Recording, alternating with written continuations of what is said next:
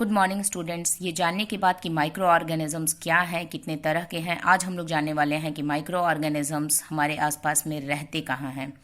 देखो, अगर रहने की बात की जाए तो ये air, soil, water, dead and decaying living organism, otherwise living organism, otherwise an human being, हर जगह पर ये लोग प्रेजेंट होते हैं। ये लोग पोलर रीजन से लेकर के डेजर्ट और मर्शी लैंड तक प्रेजेंट होते हैं।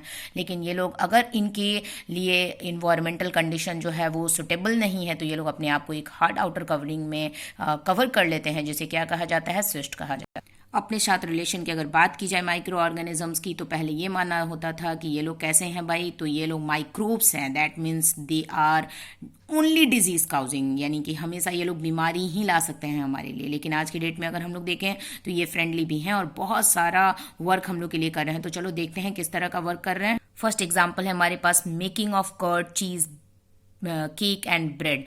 तो ये कर्ड कैसे बना रहे हैं, हम लोग जानते हैं कि लैक्टोबैसिलस बैक्टीरियम जो होता है वो आपका क्या करता है, जो शुगर लैक्टोज जो प्रेजेंट होता है हमारे मिल्क में, उसको वो किस चीज़ में कन्वर्ट कर देता है, लैक्टिक एसिड में कन्वर्ट कर देता है, जिसकी वजह से हमारा शुगर यानी हमारा जो मिल्क है वो किस में कन्वर्ट हो जाता है, कर्ड में कन्वर्ट होता है। नेक्स्ट है cheese and paneer are also made up by the action of the bacteria and yeast is also responsible for fermentation. ये फॉर्मेंटेशन क्या है भाई, जो भी हमारा फूड पार्टिकल होता है, जो भी हमारा फूड सब्सटेंस है वो आपका क्या हो जाता है, उसमें शुगर प्रेजेंट होता है और शुगर यीस्ट प्रोसेसिंग करता है उसके ऊपर एनारोबिकली, और उसके बाद वो कार्बन डाइऑक्साइड इथाइल अल्कोहल का फॉर्मेशन करेगा। तो वो थोड़ा सा कैसा हो जाएगा, थोड़ा खट्टा हो जाएगा क्योंकि अल्कोहल का फॉर्मेशन करेगा। नेक्स्ट, CO2 के प्रेजेंस की वजह से वो थोड़ा फ्लफी और स्पंजी हो जाएगा, जिस प्रोसेस को फर्मेंटेशन कहते हैं। सेकेंड है commercial use of micro organisms. ये लुइस पास्चर जो है वो 1857 में हम लोग को बताए थे कि आपका फर्मेंटेशन प्रोसेस क्या होता है, और उसी से हमारा barley, wheat, rice, juice fruit, जो भी हमारा फ्रूट जूस वगैरह है उसे अल्कोहल का फॉर्मेशन हुआ, क्योंकि वहाँ पर भी फर्मेंटेशन प्रोसेस चला और ये पॉसिबल हो पाया। तो कमर्शियल यूज में भी ये काफ़ी हेल्प की।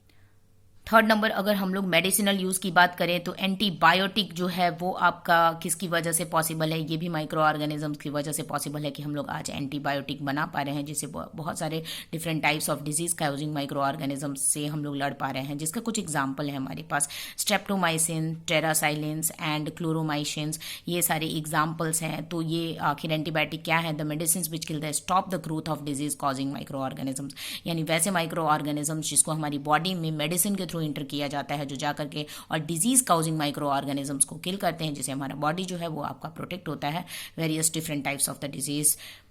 पर इसके साथ ही हम लोग को ये जानना भी जरूरी है कि क्या प्रिकॉशन लेना चाहिए एंटीबायोटिक लेने से पहले। सबसे पहला कि अगर डॉक्टर ने हमें प्रेस्क्राइब किया है तभी हम एंटीबायोटिक लेंगे, अदरवाइज नहीं लेंगे, फर्स्ट। सेकेंड नंबर, जो भी कोर्स डॉक्टर ने मुझे प्रोवाइड किया है वो पूरा कंटिन्यू करेंगे, अदरवाइज हम फिर से बीमार पड़ सकते हैं। थर्ड नंबर है कि अगर डॉक्टर ने प्रिफर नहीं किया है, नहीं दिया है, तो हम लोग अननेसेसरी बिल्कुल नहीं लेंगे। अननेसेसरी अगर हम लोग जो भी एंटीबायोटिक ले रहे हैं तो उसका बैड इफेक्ट हो सकता है। क्या हो सकता है कि जो माइक्रो ऑर्गेनिजम्स हमारी बॉडी में प्रेजेंट है, जो हमारे लिए हेल्पफुल है, वो भी मर सकते हैं। Antibiotic should not be taken when they are suffering from cold या फ्लू। कोल्ड या फ्लू जो होता है वो वायरस की वजह से होता है, तो वहां हमें एंटीबायोटिक्स की नहीं, एंटी वायरल की ज़रूरत होती है। एंटीवायरल जो होता है तो वो एंटीवायरल मेडिसिन हम लोग लेंगे, ना कि हम लोग वहां पर एंटीबैक्टीरियल लेंगे। नेक्स्ट टॉपिक है हमारे पास वैक्सीन। देखो, वैक्सीनेशन क्या होता है। Vaccine is the small dose of dead and weekend disease causing microbes, यानी कि बहुत कमज़ोर या कम अमाउंट में जो डिजीज काउजिंग माइक्रोब्स हैं उनको हमारी बॉडी में क्या किया जाता है, इंटर कर दिया जाता है। और हम लोग जानते हैं कि हमारी बॉडी जो है वो एबल है रजिस्ट करने के लिए डिजीज काउजिंग माइक्रो ऑर्गेनिज्म से, यानी हमारे जो WBCs हैं वो ऑलरेडी फाइट करने के लिए वहाँ पर प्रेजेंट रहते हैं।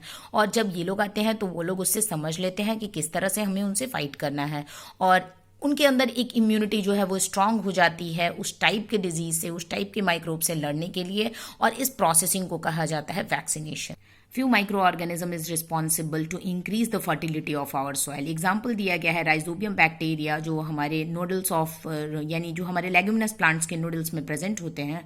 ये लोग क्या करते हैं, एटमोस्फेरिक नाइट्रोजन को नाइट्रेट और नाइट्राइट में कन्वर्ट करते हैं, जिसकी वजह से उनका जो फर्टिलिटी है वो आपका इंक्रीज कर जाता है। तो इस तरह भी वो नाइट्रोजन फिक्सेशन प्रोसेस के थ्रू हमारा हेल्प किए। नेक्स्ट है हमारे पास cleaning the environment. We also know that the few micro organisms present in soil and they are responsible to to decompose the dead and decaying living organisms, जो भी हमारे मर चुके लिविंग ऑर्गेनिजम्स हैं, जो भी ऑर्गेनिक सब्सटेंस है जो मर चुके हैं और वो यानी कि डिकम्पोजेबल हैं, तो ये माइक्रो ऑर्गेनिजम्स जो है उनको डिकम्पोज कर देते हैं, जिसकी वजह से हमारा इन्वायरमेंट जो है वो गैदरिंग से बचता है, यानी कि कचरा के इकट्ठा होने से बचता है। तो क्लीनिंग में भी ये माइक्रो ऑर्गेनिजम्स जो है वो हमारा हेल्प कर